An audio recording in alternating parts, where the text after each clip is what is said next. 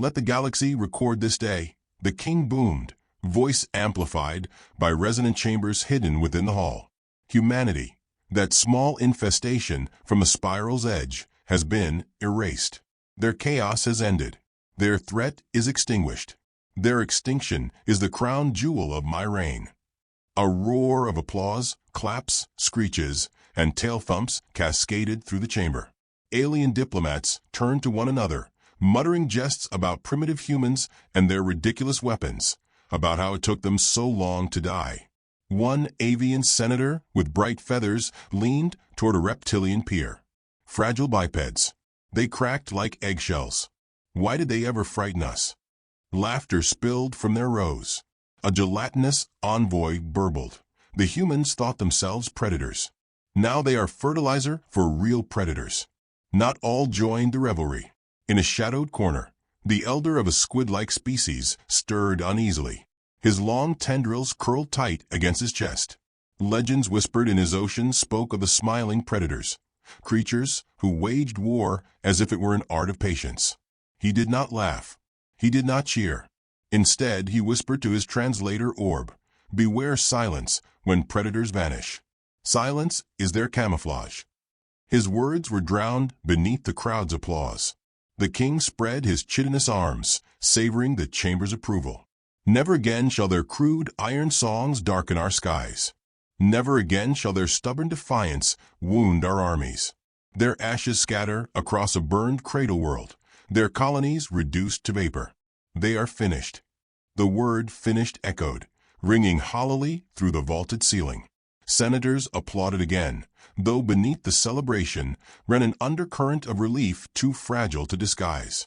Even in victory, some had always feared the humans more than they would ever admit. Then the doors at the far end of the hall opened with the softest sigh. No horns announced her. No guards proclaimed her name.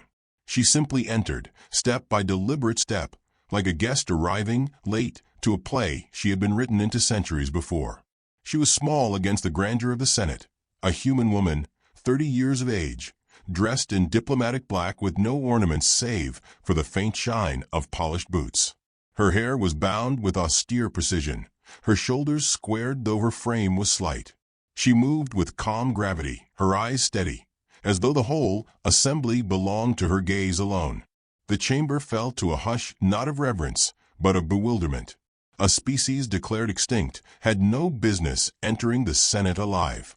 Some whispered that it was theater, a staged performance by the king to mock the fallen.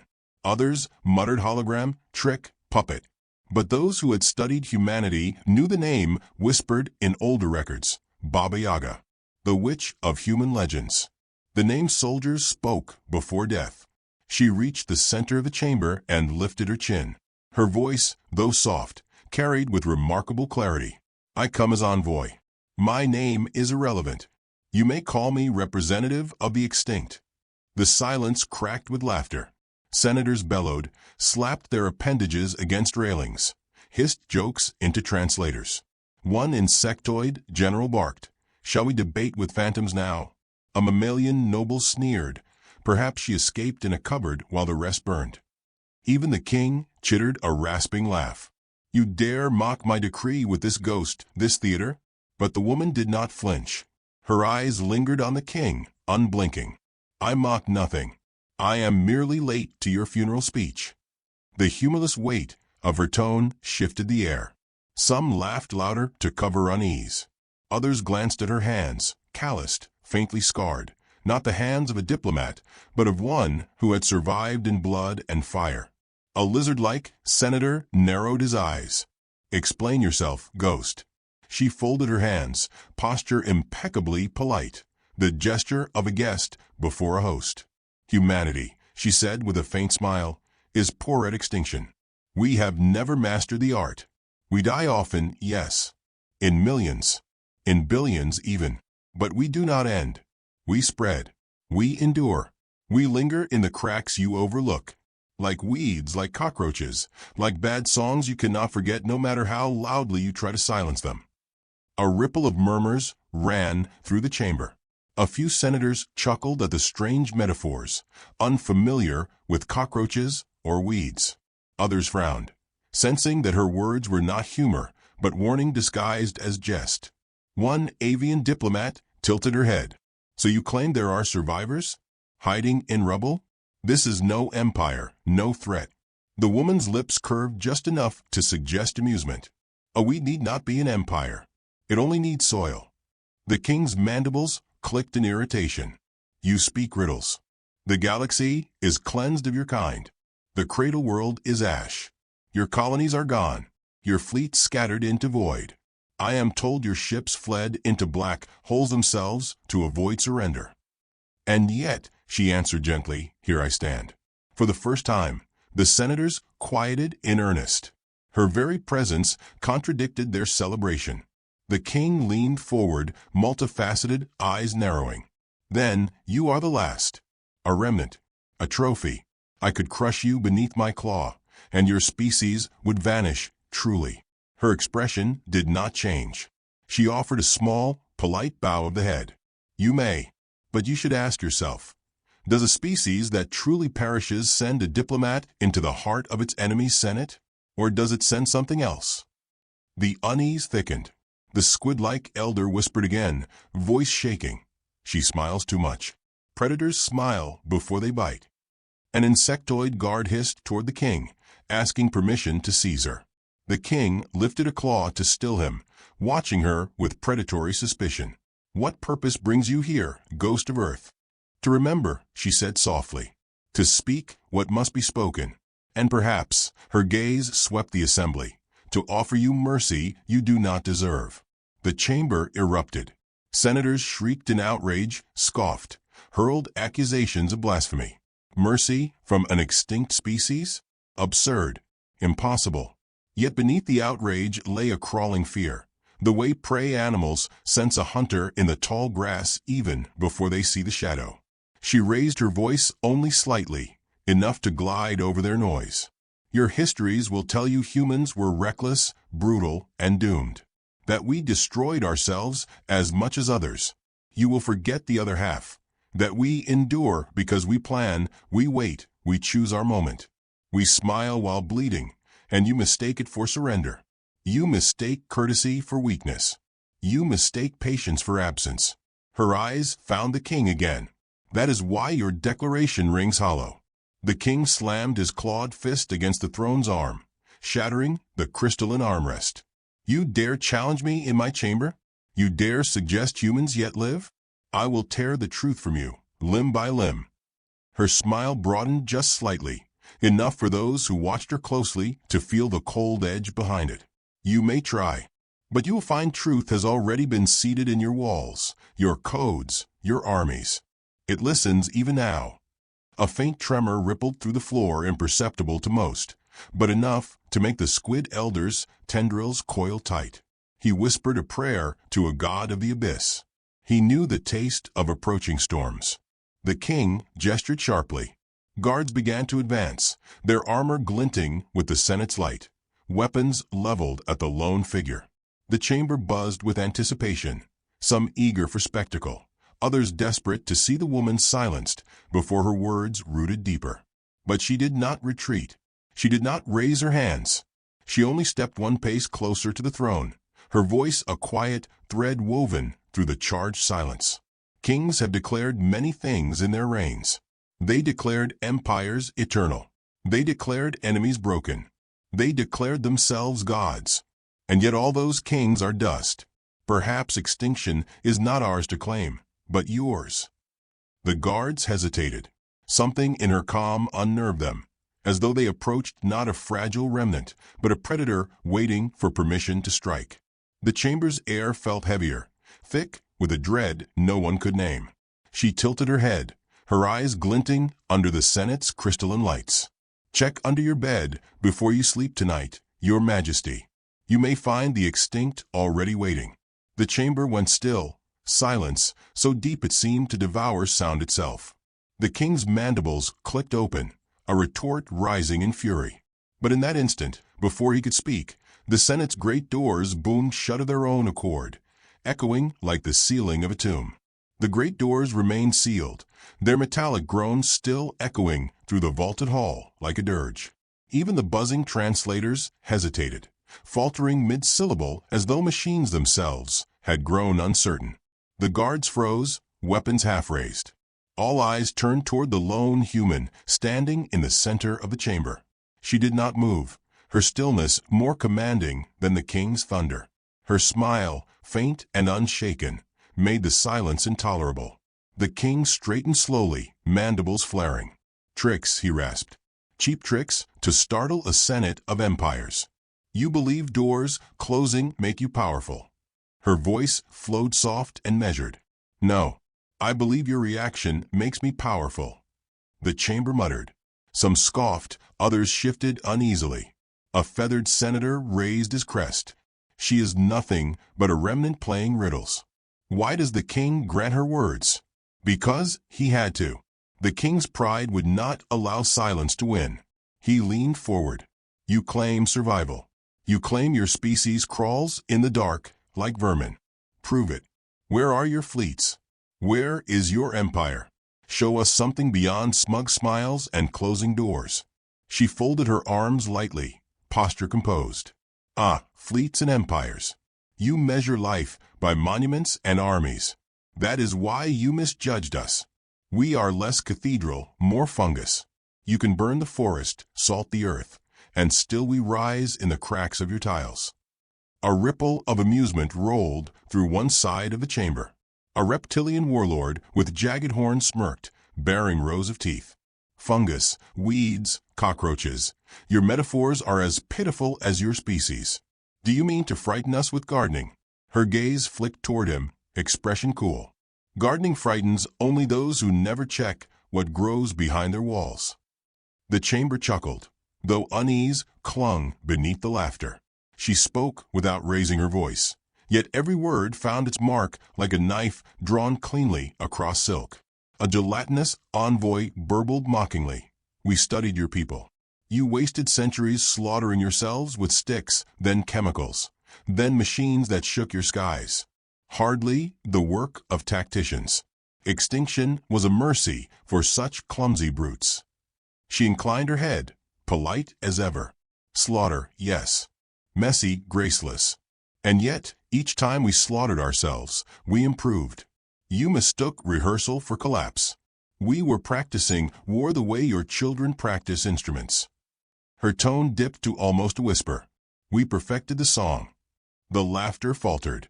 The squid elder, long silent, murmured a single phrase into his translator. They sang in silence. His words went mostly unnoticed, buried beneath a tide of uneasy chatter. The king slammed his clawed hand against the dais, sparks scattering. "Enough of riddles. You are a last ember. One spark in a void. A flame dies when crushed. Admit your loneliness before my court." Her eyes glittered with an amusement too precise to be accidental. "Loneliness is relative. One wolf seems alone until you notice the forest watching." The chamber rippled with a murmur that refused to settle. Senators glanced at the walls, as though shadows might conceal teeth. The reptilian warlord hissed in irritation, scales bristling. "This is nonsense. She has no proof. She bluffs." She turned her gaze to him, smile faint and cutting. "Bluffing requires fear of discovery. I tell truths wrapped politely, so you do not choke swallowing them." The avian senator flared her feathers again. "And what truths do you bring? That humanity hides like parasites in forgotten corners? That is not survival. That is begging for scraps." The human inclined her head as though conceding the point, though her voice remained serene.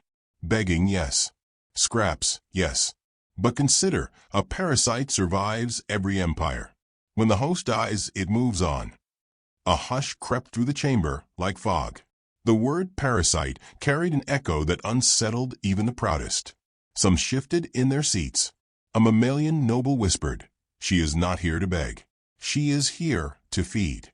The king rose from his throne, his carapace flaring with menace. "You stand here, tiny ghost, and insult my court with riddles and vermin talk. Do you think yourself feared?" She did not flinch. Instead, she allowed her voice to soften further, forcing the hall to strain toward her. "I think fear is what you feel when you cannot explain the silence under your bed. It is not my task to convince you. It is your task to survive the realization. The squid elder's tendrils quivered, eyes wide. He whispered, almost praying, "Extinction is camouflage." His translator repeated the words, thin and trembling. The guards moved again at the king's signal, advancing step by step, armor gleaming. Yet the senators could not look away from the woman in black. She clasped her hands behind her back, as if lecturing a classroom rather than facing execution.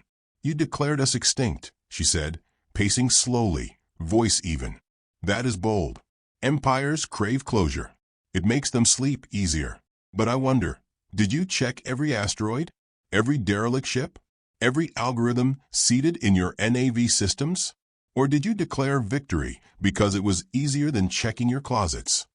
The chamber's lights flickered, just once, brief as a blink. A murmur surged through the crowd. The king roared, "Sabotage." She raised her brows, feigning innocence. "Oh no, surely not sabotage. Surely the greatest empire in the galaxy cannot be compromised by an extinct people." The laughter that followed was nervous, sharp-edged. Senators exchanged glances. Someone hissed, "She toys with us." Another whispered, "Or warns." The reptilian warlord growled, rising to his full height. "Enough. If this ghost speaks true, show proof. Show us humans living. Otherwise she is a fraud, and we waste our time." She stopped pacing, looking up at him with a gaze calm as still water. Then she slipped her gloves off, one finger at a time, as though unhurried by death. She lifted her hands, palms open to the Senate. Calluses lined her fingers. Old scars etched faint silver across the skin. Not the hands of a diplomat. The hands of one who had gripped weapons, who had built and broken with equal force. "These," she said, "are my proof. Hands that worked in ashen hunger. Hands that buried and built. A dead species leaves no hands like these." The chamber quieted, silence thicker than any applause. The king's mandibles ground together. One survivor proves nothing. Her smile curved, polite yet chilling. "Oh, Majesty, I am not here to prove survival. I am here to remind you extinction is never declared by kings. It is declared by time, and time has not declared us finished." The squid elder pressed his tendrils against his chest, trembling. "She speaks the old truth," he whispered. "The smile before the strike." A mammalian senator barked in frustration, trying to dispel the dread coiling through the chamber. "This is madness. Your species is dust. The king crushed you. You are one remnant with sharpened words." The woman inclined her head, expression still serene. "And yet my words wound more than your fleets. Strange, isn't it, that a remnant should unsettle so many proud empires?" Her calm pressed heavier than any scream. Even the guard slowed, steps faltering. The king's rage vibrated the chamber, but beneath it lay something he could not banish: doubt. She let silence breathe, then spoke the words that cut deepest. "Your empire is vast, yes. Your armies unmatched, yes. And yet in your heart you fear us. You mock us because you remember. You laugh at weeds because you dread the day they choke your palace. You call us parasites because you know parasites win in the end." The hall shifted with unease. For every alien who scoffed, another shifted uncomfortably, their eyes betraying doubt. The king slammed his claw down again, voice thunderous. "Enough. Guards, seize her now. End this game." The guards surged forward, weapons drawn. But just as they neared her, the Senate lights dimmed again, this time longer, shadows stretching across banners and walls. Holographic displays flickered with static. A handful of consoles sparked, screens rippling with fragments of code no one had authorized. The woman did not move. She smiled faintly, her eyes glinting with that predator calm. "You asked for proof. Proof tends to arrive when you least wish it." The guards froze, uncertain whether to advance or retreat. The senators whispered frantically, voices rising like a storm. She lifted her chin, voice low and unwavering. "Extinction? Perhaps. But if you must know the truth, Majesty, You declared humanity dead before checking whether the grave was empty. The king opened his mandibles to roar a retort, but the words died as the great banners behind him flickered, not cloth, but projection, overwritten with an unfamiliar emblem. A circle split by 3 jagged lines, a symbol that no alien could place, but every soldier present recognized from captured whispers. Human. The human emblem glowed across the Senate walls, stark against the banners of alien empires. A circle torn by 3 jagged lines, crude yet unforgettable, pulsed in red as though painted in blood. The chamber stilled, silence sweeping through rows of species that prided themselves on never bowing to fear. Yet in that moment, every senator stared as if the emblem itself stared back. The king slammed a claw against the dais. Sparks scattered. Sabotage, he thundered. Holographic interference. Guards, purge the systems, seize the intruder. But the systems did not obey. Screens across the chamber rippled with static before resolving into fragments of human script, indecipherable to alien eyes, but unmistakable in intent. Lines of code scrolled like scripture, each one embedding itself deeper into the Senate's infrastructure. Doors sealed. Locks clamped. Translators hissed with feedback. The vast chamber groaned as though the building itself had turned hostile. The guards hesitated, confusion thickening. The human woman, Baba Yaga, remained perfectly still, as though none of it surprised her. She regarded the emblem calmly, as though admiring an old friend. Then she spoke with the same soft cadence she had used all along. You celebrated extinction without checking your own arteries. You thought us gone, but we were already inside your blood. A senator with plated scales roared, his tail striking the floor. Trickery. This is nothing but theater. He gestured wildly toward her. End her before the farce spreads. The guards advanced again, but slower now, their steps dragging beneath the weight of doubt. She did not raise her hands in surrender. Instead, she unbuttoned her diplomatic jacket with deliberate care, revealing beneath it a simple harness of leather and steel. No ornament, no crest, only utility. Holstered at her side gleamed a weapon of unmistakably human make. Compact, brutal, designed not for show but for killing. The sight rippled through the chamber like a cold wind. One avian diplomat gasped, feathers shivering. How did such a relic pass our scans? The king snarled, it matters not. She is one against thousands. Her smile tilted faintly. One is always enough. The first guard lunged, a towering insectoid encased in shimmering armor. With a movement so swift it seemed impossibly rehearsed, she sidestepped, seized his weapon arm, and twisted. The crack resounded through the chamber as armored joints snapped. She pivoted with precise economy, driving the guard into the floor, weapon wrenched free before his body landed. Gasps surged from the Senate. The reptilian warlord leaned forward, eyes narrowing. She fights like an apex, he muttered, unable to mask both fear and admiration. The second guard swung a blade toward her neck. She dropped low, rolling under the arc, rising behind him with her borrowed weapon pressed to the joint of his armor. A sharp burst, alien alloy shattered. He collapsed. 2 guards fallen, and she had barely moved more than 3 steps. She exhaled softly, as though bored, then looked up toward the throne. Majesty, if this is extinction, I must confess it feels familiar. The king's mandibles flared. He shouted for more guards. The chamber flooded with them, weapons humming, energy field sparking. Yet hesitation slowed them. None had expected a single unarmed human to dismantle their finest with such ease. She shifted her stance, shoulders loose, grip steady. Her eyes scanned them not like prey cornered by hunters, but like a hunter choosing where to strike first. She spoke, her tone almost conversational. You studied our wars. You counted our dead. But you never understood we count differently. We do not measure survival by cities or fleets. We measure by one thing only, how much pain we can bear before breaking. And we never break the way you think. Then she moved. The chamber erupted into chaos. Guards lunged, weapons blazing. She wove through them with terrifying grace, each movement honed by years of violence, distilled into muscle memory. Every shot she fired struck joints, gaps, throats. She improvised with efficiency, slamming one guard into another, ripping blades from hands, turning their own momentum against them. No flourish, no wasted motion. Only the inevitability of a predator that had killed too many times to waste time on spectacle. The senators screamed, shields flaring around their balconies. Some shouted for evacuation, others for countermeasures. Systems refused.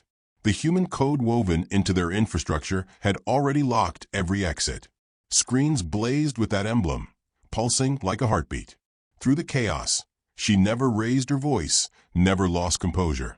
She spoke between strikes, her words slicing deeper than her weapon. You think us extinct because you burned our cradle. Yet ashes are soil. You think us scattered because our fleets fled. Yet scattering is how seeds take root. Another guard lunged. She caught his wrist, twisted, and broke him down with a single precise blow. She stepped over his body without pause. You thought extinction simple. You forgot we are not a species. We are a pattern. Patterns do not die, they replicate. The squid elder whispered to himself, tendrils quaking. They sang in silence, and now the silence is song. By the time half the guards lay groaning or still upon the floor, the rest faltered. Fear flickered in their compound eyes and scaled jaws. For the first time, the invincible Senate guards stepped back. She stopped then, not to rest, but to look once more at the king. Calm as though the chaos around her were no more than a rehearsal. She lowered the weapon slightly, her voice even. Do you see now? I am not the blade. I am only the hand holding it. Humanity is the blade. You believed it shattered. But blades are forged stronger after fire. The king bellowed, trying to crush doubt with sound. You are one human. We will drown you in numbers until you vanish into dust. She smiled, polite as ever. You still don't understand. I am not here to survive. I am here to deliver the message that survival is already complete. The chamber's lights pulsed. Across every screen, alien languages scrolled, each translating the same phrase, "We are not extinct." The senators shouted over one another. Panic spread like contagion. The reptilian warlord's scales rattled as he hissed to his peers, "This is no bluff. Their code is everywhere. Their hand is already in our systems." The king turned, desperate to reassert control. Find the breach. Cut it out. But his command fell flat. Systems answered not with obedience, but with a cold, unfamiliar voice, synthetic, human-built, echoing through the Senate speakers. Extinction status, denied. Probability of survival, certain. Activation, authorized. The sound chilled even the most arrogant species. It was not the woman speaking now. It was something seated long before, waiting in silence, hidden in the empire's veins. She tilted her head, eyes glinting. Your empire prided itself on control. Yet control is a cage, and cages are easiest to enter from the inside. We walked in while you were busy declaring victory. A senator with feathered plumage squawked, panic breaking her voice. She means fleets, hidden fleets. The woman chuckled softly, the sound devoid of mirth. Fleets are loud. We prefer whispers. Whispers are harder to kill. The surviving guards regrouped, trembling yet desperate. They charged again. She met them, her movements swifter now, less restrained. A blur of precision, a flash of steel drawn from her harness. A blade cut arcs in the light, every strike decisive. Alien blood stained the Senate floor in colors unfamiliar, green, violet, silver. But her hands did not tremble. The senators recoiled, horror twisting their faces. The squid elder covered his eyes with his tendrils, whispering, "The witch walks again." When at last she stood alone among bodies, breath steady, she wiped the blade against her sleeve with ritual calm. Then she faced the throne once more. "Majesty," she said, her voice unbroken, "you mistake me for an assassin come to kill a king. I am no such thing. I am a herald. My purpose is not to kill you, but to remind you death is already walking through your halls." The king snarled, carapace rattling. "Lies. Theater." But his eyes flicked to the sealed doors, the failing systems, the emblems still pulsing across the walls. Her smile held steady. Do you feel it? That shift in your chest? That is not anger. That is recognition. You are beginning to understand. The senators murmured in terror. Some whispered, "What if she is not the last?" Others hissed, "If she stands here, how many more stand elsewhere?" She lifted her chin. "Majesty, you declared us extinct. Yet even as you spoke those words, your empire carried us in its veins, in its codes, in the fear you never admitted. Extinction is not ours. It is yours. And tonight, you will taste the first note of the requiem we have written." The king rose fully from his throne, towering, trying to summon authority from size alone. His mandibles clattered as he bellowed, "What do you mean, human? What have you done?" She let the silence stretch, savoring the question, then spoke with quiet certainty. "I have done nothing. Humanity has already done it. I am only the one polite enough to tell you before the dark arrives." The Senate chamber shuddered. Somewhere deep beneath the city, something detonated. The lights flickered out, plunging the chamber into a darkness lit only by the red pulse of the human emblem. Darkness swallowed the Senate chamber. The only light came from the pulsing red emblem, glowing across the walls like the heartbeat of something alive and merciless. Senators whimpered in their balconies, their voices thin in the black. Guards pressed tighter to their weapons, though they no longer knew what to aim at. The air grew heavy, vibrating with the echo of distant detonations that throbbed through the floor like thunder beneath the skin of the world. The king's voice cut through the dark, harsh and trembling with fury. "What have you unleashed, human? What nightmare do you claim to carry into my halls?" The woman's calm voice threaded through the shadows. "Nightmares do not arrive. They wake." The chamber lights sputtered once, twice, then flared weakly to reveal the ruin she had left behind. Guards scattered in broken heaps, senators cowering in their balconies, the king towering at his throne, carapace gleaming like a black fortress. Yet even his height seemed diminished, his grandeur stripped by the pulse of the emblem. His empire no longer owned the silence. The silence belonged to her. She stepped forward, boots echoing in the vast hall. "You celebrated our death, but it was your funeral you arranged. You declared humanity gone, and in doing so, you gave us perfect camouflage. A dead species cannot be hunted, cannot be feared, cannot be resisted. We became a story, and stories spread deeper than armies." The king bared his mandibles, voice shaking the chamber. "You are one woman, one remnant. Do not speak as though you command an empire." Her smile was polite, chilling. "Empires are loud. I command silence. Silence carries farther." From beyond the chamber walls came a new sound. Sirens shrieking, alien alarms wailing across the city above. Senators turned their heads, whispering frantic questions. A feathered envoy shouted, "The fleets are fleets. They are reporting interference." The human woman's gaze did not leave the king. "When you hunted us, when you burned our colonies, did you never wonder why we ran so easily? Why we scattered instead of fought to the last?" The king hissed. "Cowardice. Strategy," she answered softly. "You were meant to believe us broken.